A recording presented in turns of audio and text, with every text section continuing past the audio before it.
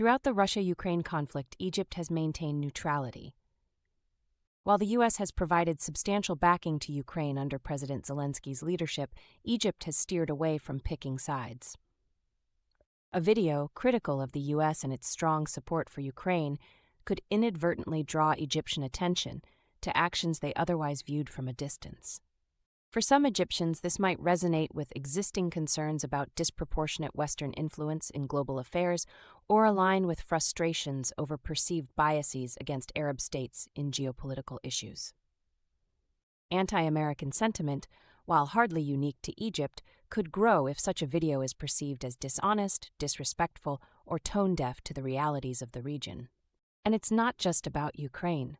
If the narrative frames U.S. foreign policies broadly as detrimental to Arab interests, the backlash could deepen. After all, public opinion matters, not just in the streets, but in how policymakers gauge their next step. A growing wave of skepticism toward Washington could complicate U.S.-Egypt cooperation in areas like security, counterterrorism, or economic aid. While one video alone doesn't dictate foreign policy, it can add fuel to the latent frustrations simmering below Egypt's relationship with America. But before sounding the alarm on diplomatic crises, let's temper this with perspective.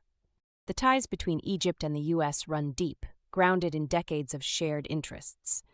Military aid, trade agreements, and mutual strategic goals in the region mean one video is unlikely to cause a dramatic fallout.